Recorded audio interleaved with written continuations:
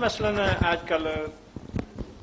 60 سال کی عمر 70 سال کی عمر حضرات ریٹائر ہو جاتے ہیں، ان کو گورنمنٹ کچھ پیسے دے دیتی ہے، لو بھئی یہ اتنے سال آپ نے سروس کی ہے، تو بینکوں نے بھی اپنی طرف سے سود کی بجائے ابھی کہتے ہیں کہ منافع ہے،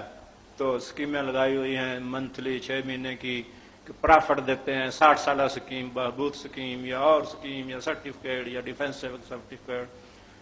ایک یہ بھی بہانہ کرتے ہیں کہ یہ جی ہم لگا رہے ہیں، اسلامی ملک ہے تو گورنمنٹ کو دے رہے ہیں، وہ منافع کما رہی ہے تو ظاہر ہے ہم بھی خدمت بھی صحیح۔ یا ایک 60 سالہ آدمی کہتا ہے کہ میں نے اتنے مجھے پینشن ملی ہے، میں رکھ دوں، مہینے کے مہینے آتے جائیں، تو ان کے متعلق بھی بتا دیں۔ بہت اچھی بات ہے یہ۔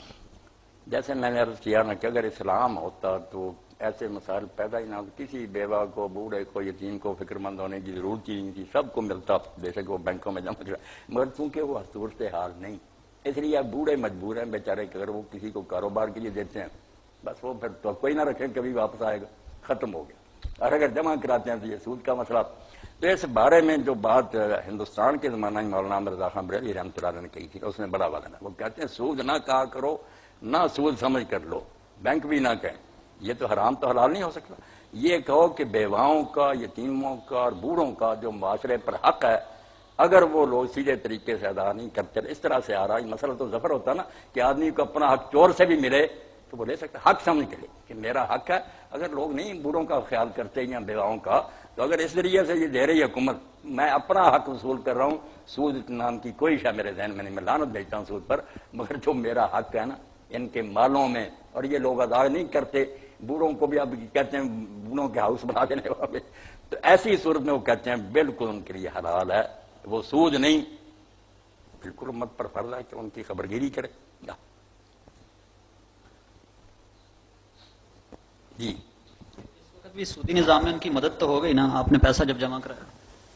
مدد تو کر ہی رہے، ہم حج کے لیے جاتے ہیں بینک کے پاس جمع کراتے ہیں پیسے، وہ بھی جتنے مہینے رہتے ہیں فائدے اٹھاتے ہیں۔ اس کا حل یہ کوئی نہیں کہ ہم ایک ایک جزیہ پر جھگڑے کہ یہ بینک کی مدد ہوگی یہ ہوگی، حل تو یہی ہے کہ اس پورے نظام کو دریا برد کریں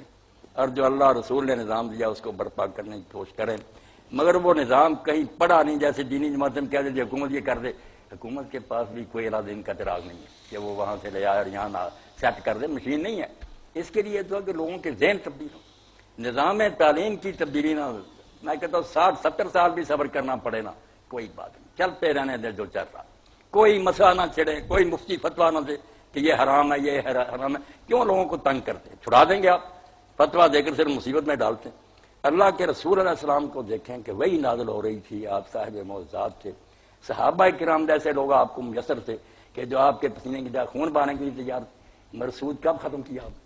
آیتیں اتر چکی تھیں، یہ سب کچھ بتایا تھا اللہ نے، مگر حجۃ الوداع کے خطبہ میں کہا کہ آج میں سود کو اپنے پاؤں تلے رونتا ہوں اور سب سے پہلے اپنا چچا عباس کا سود جو ہے ختم کر، وفات سے 3-4 مہینے پہلا۔ اور جو شراب کی چلتی رہی، آپ صحیح بخاری میں پڑھیں کہ جو لوگ میدان احد میں گئے 70 سب کے پیٹ میں شراب پی کے لوگ شہید ہوئے، نہیں اللہ نے حرام حوصلہ کیا، بتایا شروع سے ہی کہ یہ بری بات ہے۔ پھر منازوں کے وقتوں میں مگر یہ کہا کہ بند کرنا ایک چلتے ہوئے کام کو آسان ہے،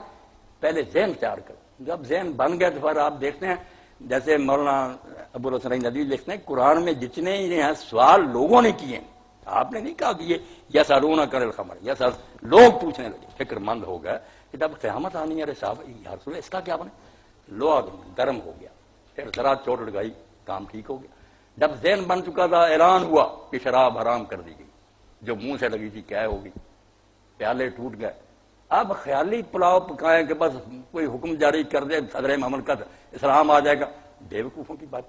انسان کو تبدیل کرنے کے لیے اس کے اندر یہ چیزیں ذہن میں جمانے کی ضرورت بڑی، پیغمبروں کی عمریں ختم ہو گئی کہ اللہ ہے جو دیکھ رہا ہے، قیامت ہے جہاں تم نے حساب دینا ہے، وحی الہی کے علاوہ کوئی رہنمائی نہیں ہے۔ یہ چیزیں جب جڑ پکڑ جاتی ہیں، 13 سال تو مکے میں حضور کے ختم ہو گئے، بعد میں پھر نہیں کوئی تکلیف ہوتی، 1 سیکنڈ میں مسئلے حل ہوتے جاتے ہیں۔ اور اگر یہ نہیں نہ ہوتا تو بے شک حکومتیں بدلیں، آرڈیننس بدلیں، جب لوگوں کی ذہن ہی نہیں اس حکم پر عمل کرنے کی کیا بنے، کوئی نہ کوئی ہیلے بہانے ڈھونڈ لیں گے، اور ایسے مولوی مل جائیں گے جو ان کو جائز کر دیں گے، کوئی شراب کو جائز کر دے کسی معنی کہ جو کی شراب حرام نہیں، وہ کھجور کی صرف حرام تھی، فتح مل جاتے۔ ہماری جو شرعی عدالت ہے اس نے دے دیا صدر جا کے زمانے، اس شراب صرف وہ جو انگور سے تیار ہوتی ہے، باقی شرابیں جو ہیں یہ کوئی نہیں، یہ رکھیں جاتی ہیں۔ پھر اس جج کو ہٹانا پڑا، نیا جج بٹھانا پڑا، مارشل لا تھا اس لیے کر لیا کہ جج دوسرا بٹھا کر فیصلہ لیا۔ تو کوئی بات نہیں، جب تک ذہن نہیں نہ ٹھیک ہوتا کوئی چارہ نہیں۔ جب انسان آپ سمجھ لیتا نا کہ میری نگرانی اللہ کر رہا، میں اس کو جواب دوں، آپ پھر دیکھتے ہیں نہ پولیس نہ فوج کسی کی ضرورت نہیں، آدمی نیک ہو جاتا۔ ایمان کی تازگی کے لیے کوئی بات نہیں، سوال تھوڑے بھی ہوں تو ایمان تازہ ہونا چاہیے۔